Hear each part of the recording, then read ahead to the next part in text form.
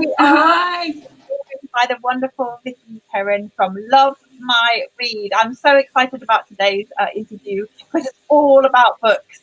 Vicki is here to talk to us about why books can really help our mental health and improve it and transport us to new places. And right now, who needs to be transported? We've just come out of lockdown, we're going into winter.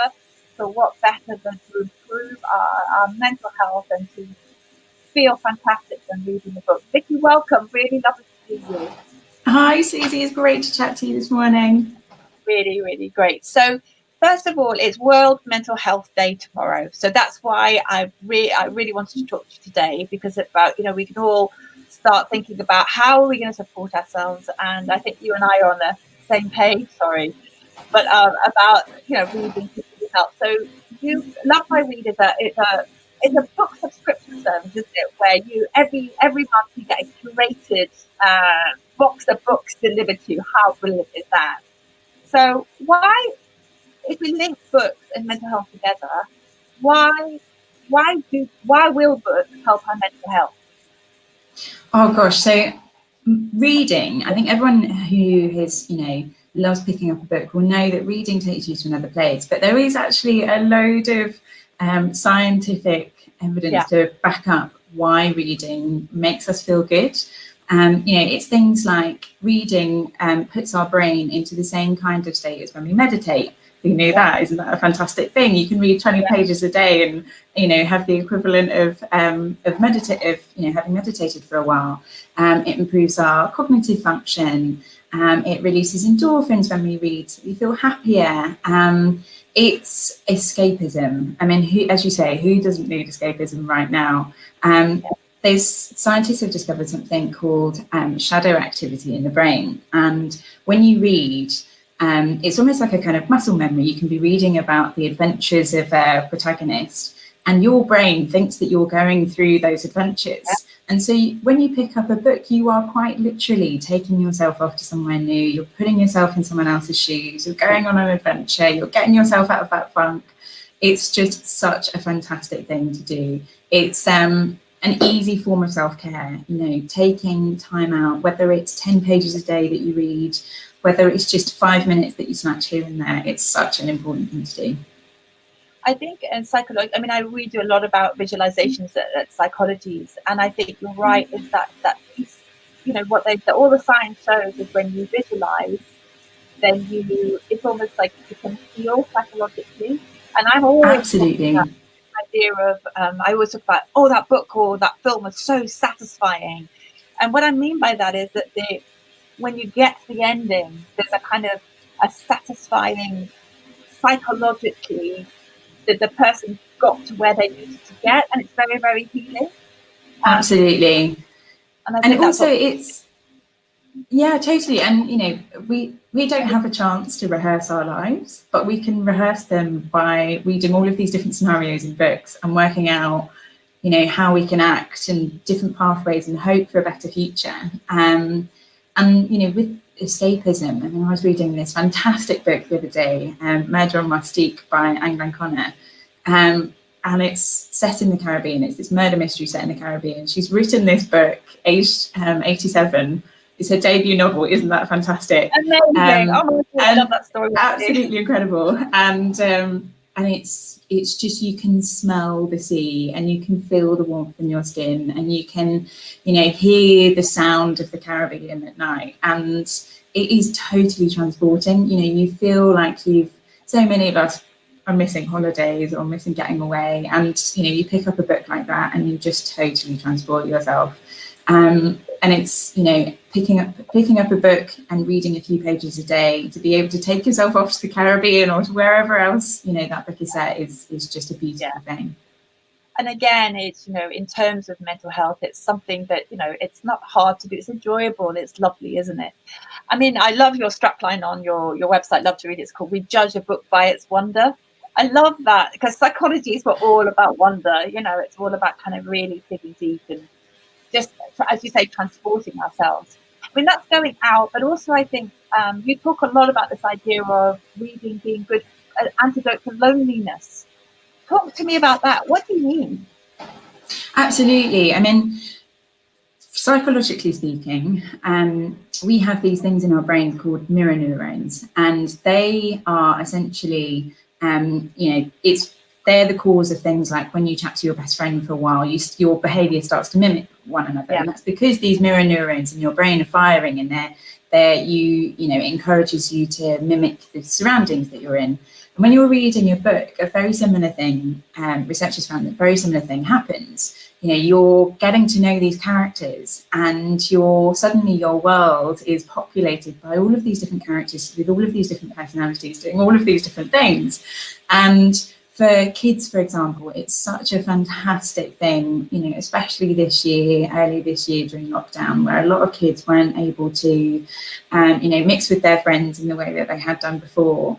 To be able to open a book and to see kids like themselves who are going through the same kinds of anxieties, the same kind of worries, absorbing different things from the world in the same kind of ways themselves. It really is a case that when we pick up a book, we take away some of that loneliness that we feel, especially in a year like this.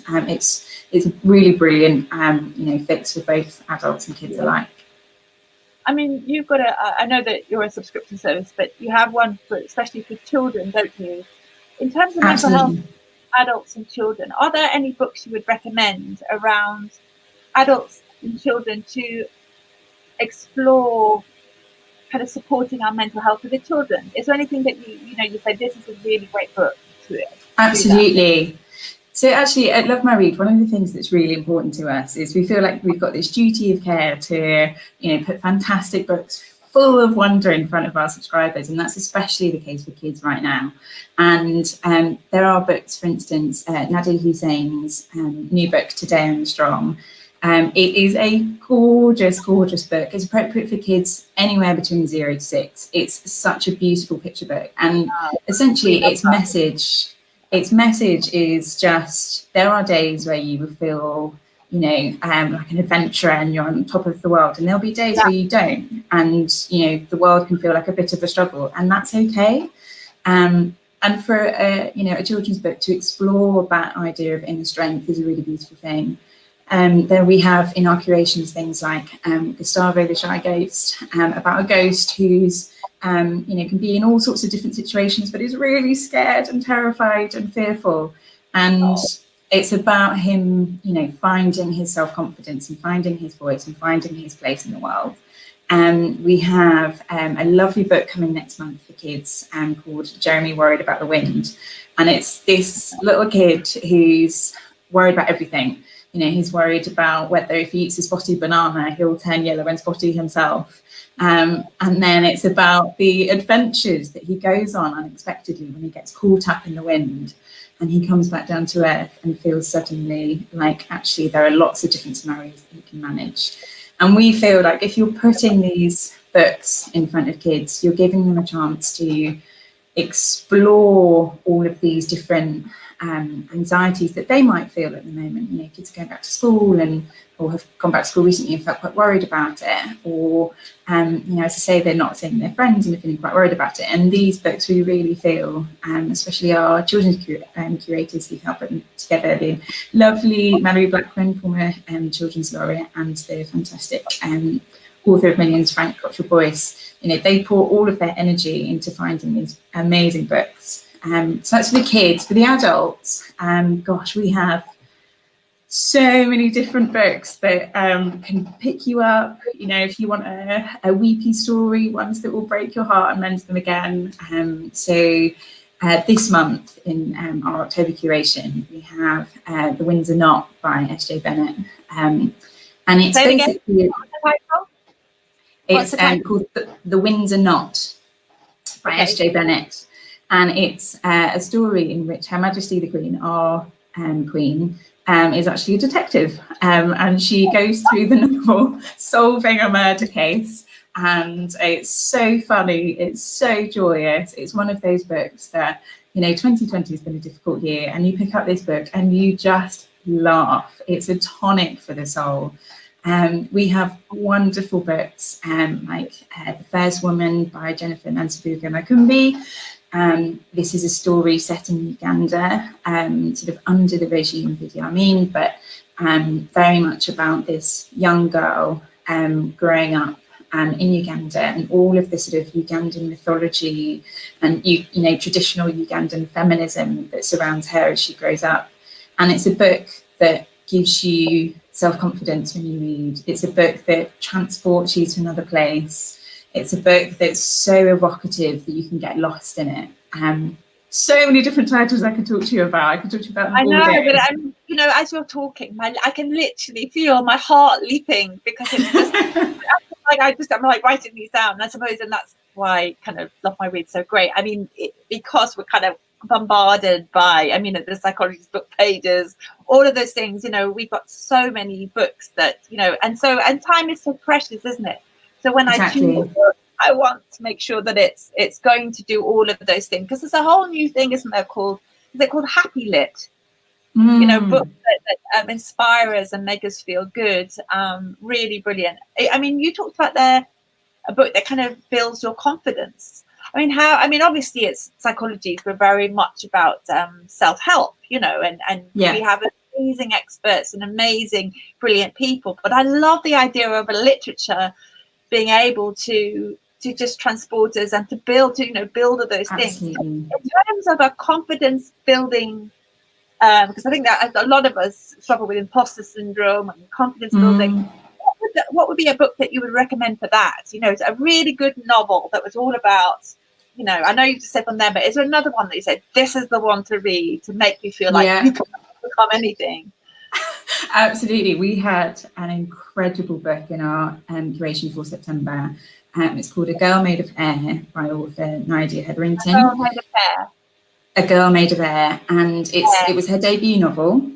Yeah. And it's about a girl who is very much an outsider. She's growing up in a circus, and she's sort of a bit neglected by her parents. And the circus actually is a bit of a dark and dirty world. She's trying to find her way through. She's not quite sure what's going on. She doesn't feel like she can really expose her talents. And then she gets on the tightrope, and she's just beautiful. She's able to perform this incredible art. And then the story progresses where she ends up going on the trail of a missing child, and we follow her adventures. And I have to say, I remember the first time I properly fell in love with the book, and it was as a little girl when I read Jane Eyre for the first time.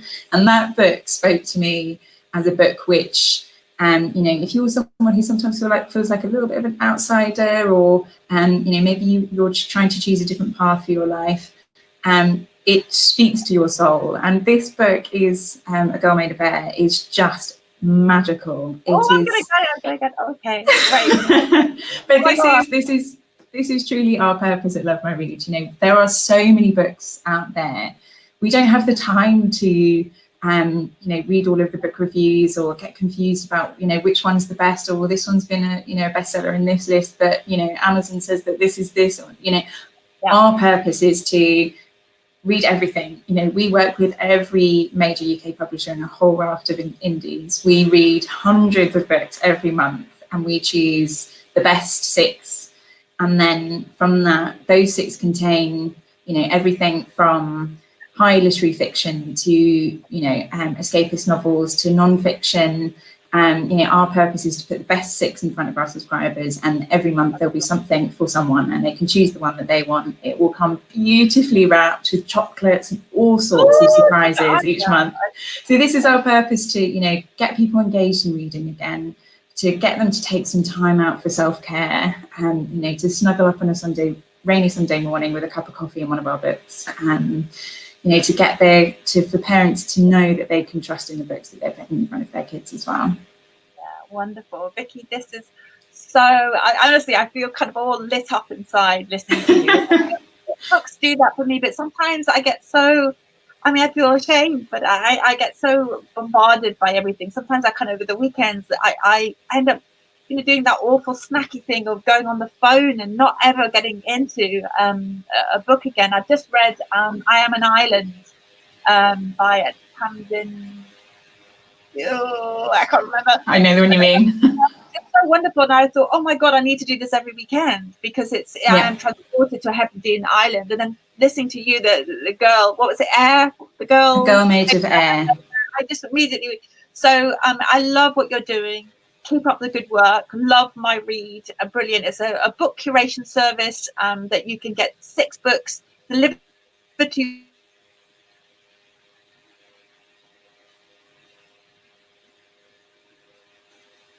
for World Mental Health.